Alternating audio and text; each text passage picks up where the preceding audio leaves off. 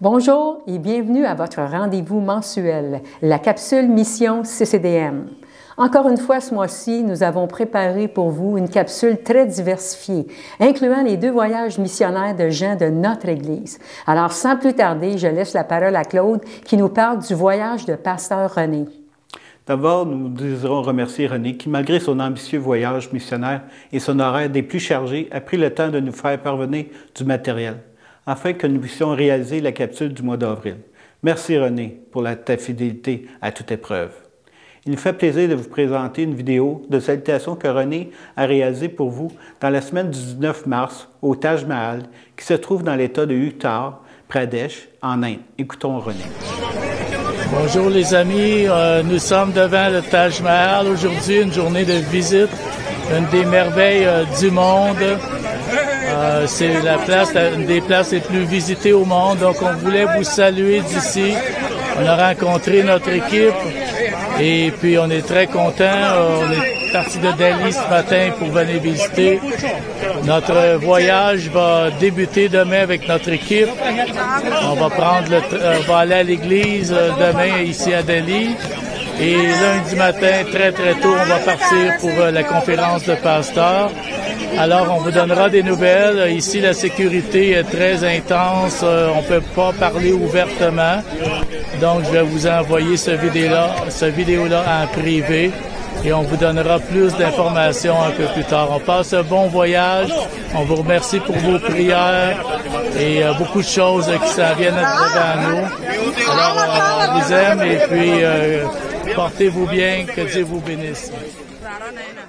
Depuis le 19 mars, René et Brigitte sont très actifs en Inde. Même si la mission est difficile, tant physiquement que spirituellement, tout se déroule bien jusqu'à présent et grâce à vos prières, ils compléteront ce qu'ils ont planifié. À présent, nous vous présentons une deuxième vidéo qui nous a transmis à la fin du mois de mars. Au moment où René nous a écrit, il s'apprête à conduire sur une route sinueuse, longeant des ravins en montagne, puis il devrait entreprendre un long voyage en train et en avion, d'abord vers Delhi, puis vers Singapour. Écoutons avec plaisir cette vidéo.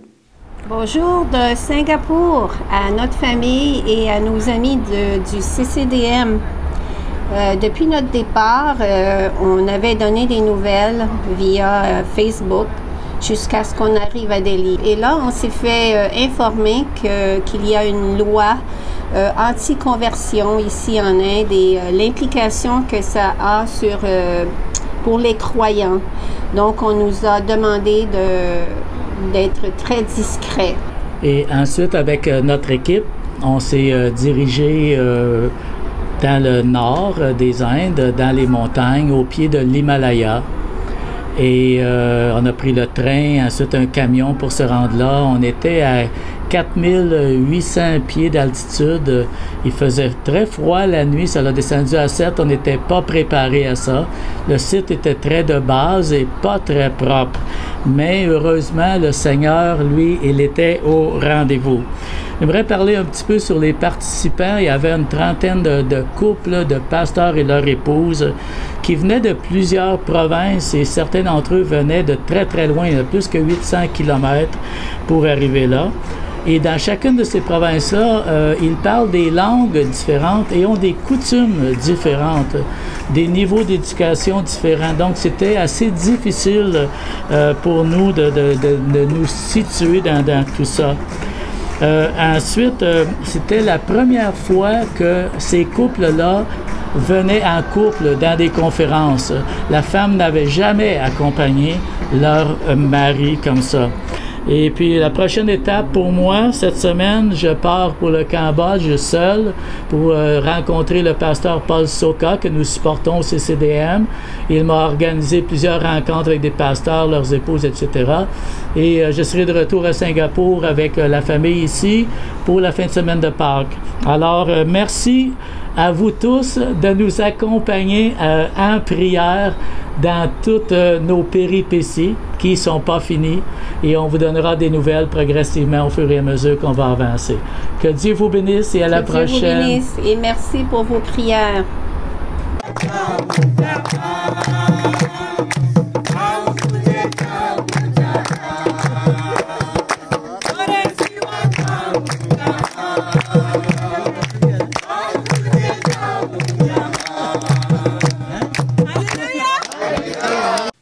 Continuons de garder en prière Brigitte et René. Ils apprécient grandement votre soutien, comme vous le savez. Maintenant, nous dirigeons vers Haïti avec Claude. Commençons par une lettre de nouvelles de Michel et Louis Charbonneau concernant leur situation en Haïti. Ils écrivent « Les combats se poursuivent en Haïti pour le contrôle du territoire. Nous sommes au cœur d'une guerre urbaine. Il y a deux types de combats. La police contre les gangs et les gangs contre les gangs. On dit que les gangsters contrôlent 60% de Port-au-Prince. D'autres sources affirment qu'ils contrôlent toute la capitale.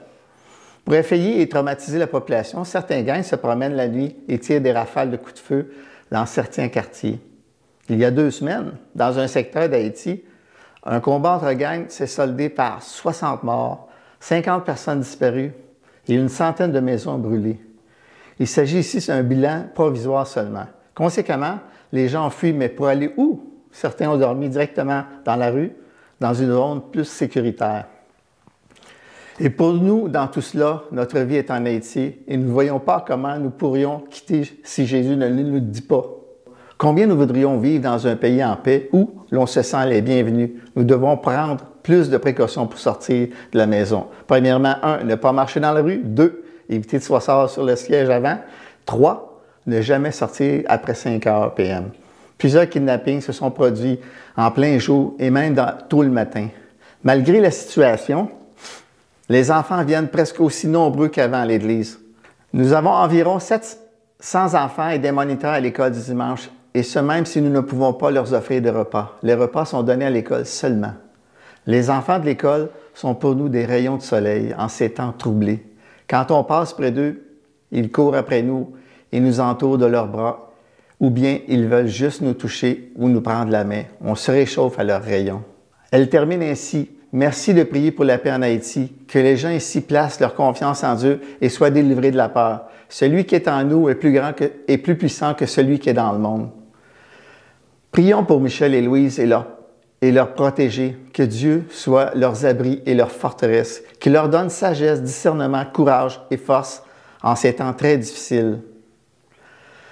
La façon de procéder pour contribuer au programme de nutrition s'effectue en inscrivant sur l'enveloppe de dîmes du CCDM, Programme de nutrition Haïti Michel.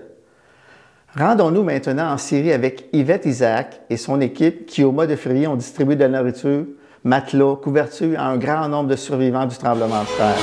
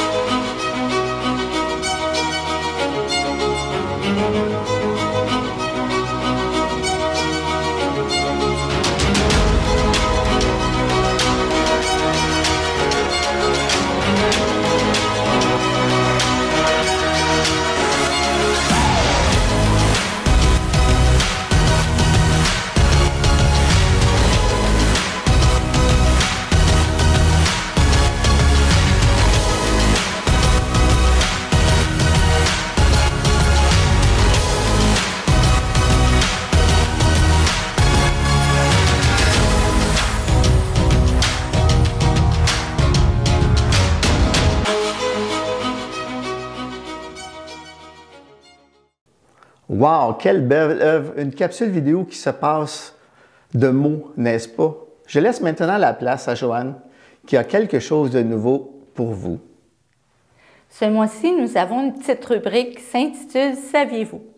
Pour vous, nous avons tenté d'approfondir notre connaissance d'un couple de missionnaires que nous soutenons, Jonathan et Anne Berceau, qui œuvrent au Togo en Afrique.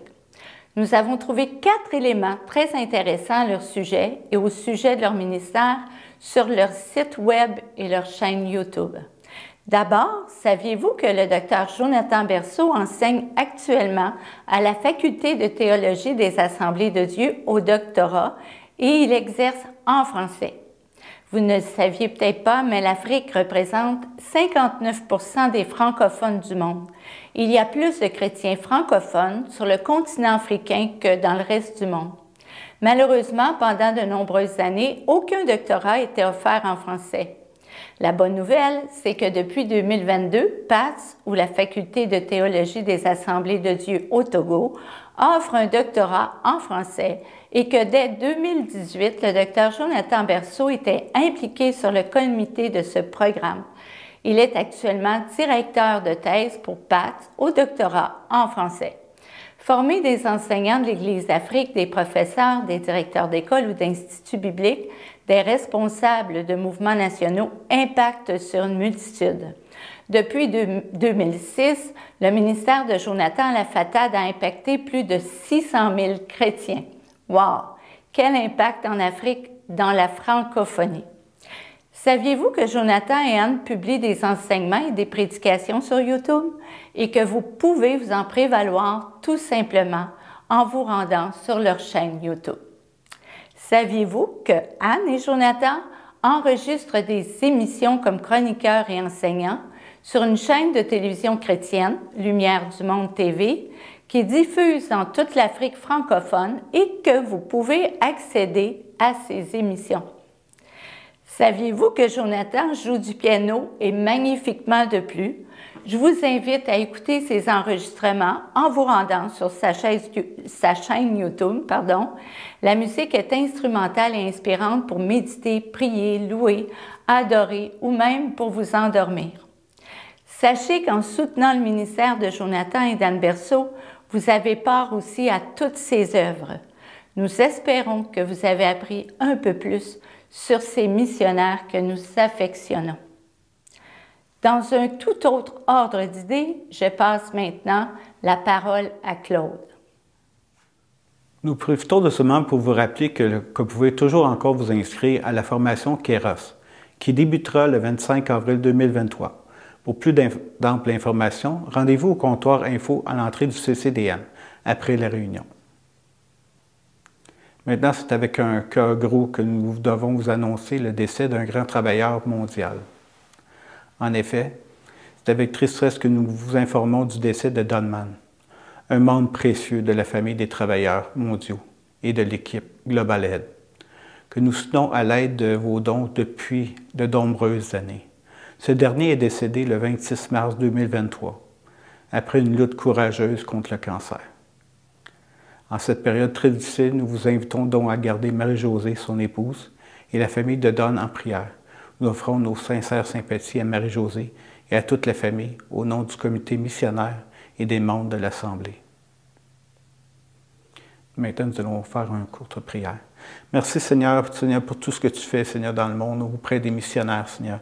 Et nous voulons vraiment prier particulièrement pour René, Seigneur, et Brigitte, Seigneur, ce voyage en Asie, Seigneur, qui se passe de tout repos, Seigneur. Et nous voulons aussi prier pour Marilyn, Seigneur, son implication, Seigneur, au Bénin, en Afrique, Seigneur. Tu puisses les fortifier, leur amener, Seigneur, vraiment l'énergie nécessaire, Seigneur, et leur protection, Seigneur. Et nous voulons aussi prier pour Marie-Josée, l'épouse de Don Mann et sa famille, Seigneur, et tous ses amis qu'il a connus, Seigneur.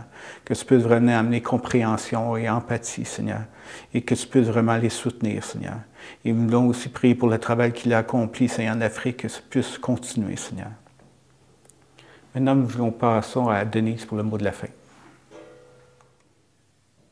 Très intéressant d'avoir toutes ces nouvelles de nos missionnaires que nous soutenons fidèlement. Alors, c'est sur ces paroles de sympathie à la famille de Don Mann que se termine la capsule d'avril. N'oubliez pas, continuez de prier pour nos missionnaires et de les soutenir financièrement. Ce que nous donnons est utilisé pour gagner des âmes pour le royaume de Dieu. Retenez bien que de façon exceptionnelle, la capsule du mois de mai sera diffusée la 3e semaine du mois de mai. Et d'ici là, que Dieu vous bénisse.